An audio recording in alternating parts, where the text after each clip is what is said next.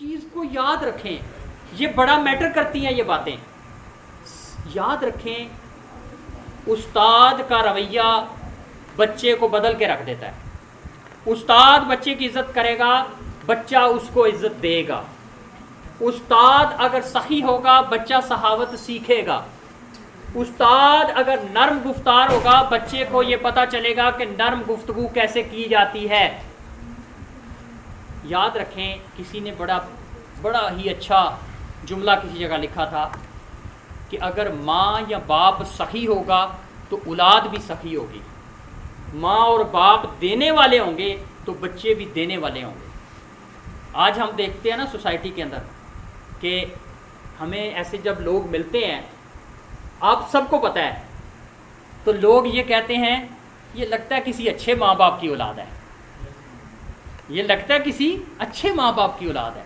यानी नेकी आप कर रहे हैं, अच्छाई आप कर रहे हैं, और तारीफ किसकी बयान हो रही है? आपके माँ बाप की। और दूसरी बात, जब स्कूल से बच्चे बाहर निकलते हैं, अगर लड़ाई करते हैं तो लोग पता क्या कहते हैं? ये लगता है इनके उस्ताद ही ऐसे हैं, इनको उन्होंने अदब सिखाया ही नहीं है। तो अदब पहला करीना है मोहब्बत के करीनों में, ये सिखाना पड़ेगा। लिखा होता है बड़ी बड़ी गाड़ियों के पीछे, ट्रकों के पीछे लिखा होता है बा अदब बा नसीब। वो जुमला बंदे को तब समझ आता है जाके जब बंदा साहिब अकल हो जाता है। बा अदब बा नसीब, जो अदब करने वाले होते हैं बड़े नसीब वाले होते हैं, और बेअदब बेनसीब। बा अदब बा मुराद, बेअदब बेमुराद, ये चीज़ें लिखी हुई हैं। और ये वही फ़लसफ़ा है जो गज़ाली ने पेश किया था कि ये चीज़ें अगर तुम्हारे अंदर से निकल जाएंगी तो तुम साहिब इल्म हो जाओगे। Wrong is wrong, wrong is wrong even if every one is doing it. Wrong is wrong if even if everyone is doing it. Right is right even if only you are doing it. याद रखें, सच बोलने वाला अगर अकेला भी है तो सच सच ही है, सच को कोई जुटला नहीं सकता। वो सच जो है वो कभी मिट नहीं सकता, आप जो मर्जी, अगर अकेला भी है तो सच सच ही है, सच को कोई जुटला नहीं सकता। वो सच जो है वो कभी मिट नहीं सकता, आप जो मर्जी कर लें। इन चीज़ों को मीन्स ये है कि जब आप अपनी टीचिंग में पैदा करेंगे तो डेफिनेटली रिजल्ट आएगा, ये नहीं हो सकता रिजल्ट ना आए। ठीक है जी। गज़ाली कहते हैं knowledge exist potentially in the human soul like the seed in the soil, by learning the potential becomes actual. इमाम गज़ाली कहते हैं कि ये जो इल्म है ये इंसान के अंदर ऐसे ही होता है जैसे एक बीज के अंदर दरख्त छुपा होता है, जैसे बीज के अंदर एक दरख्त छुपा होता है। और आप देखें, ये बीज वाली बात हमने कल भी की थी।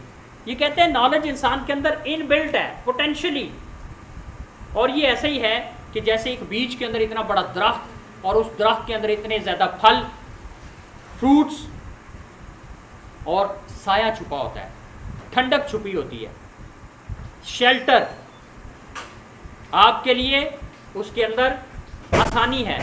तो नॉलेज भी कहते हैं पोटेंशियली ऐसे ही है जैसे एक बीज है और उस बीज से एक तना और दरख्त बन जाता है।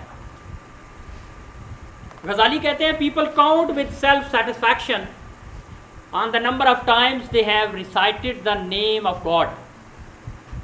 लोगों को कहते हैं अपनी नेकियां याद रहती हैं, लोग नेकियों को गिन गिन के रखते हैं, लेकिन लोगों के अंदर ये रवैया मौजूद नहीं है कि काश वो अपनी बुराइयों को भी याद रखें, काश वो अपनी नेगेटिव अप्रोच को भी याद रखें और ये देखें कि किस तरह हमने इसको पॉजिटिव में कन्वर्ट करना है।